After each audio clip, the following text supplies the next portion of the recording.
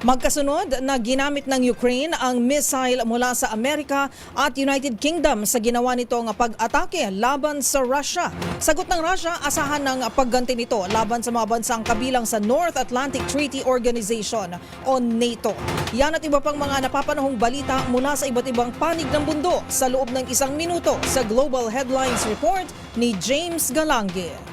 Balita mula sa Ukraine, magkasunod na ginamit ng Ukraine ng mga missile mula sa Estados Unidos at United Kingdom sa isinagawang pag-atake nito laban sa Russia. Ngunit sagot naman ng Russia, asahan ang pagganti nito laban sa mga NATO countries na posibleng mas lalaki pa ang tensyon ng giyera.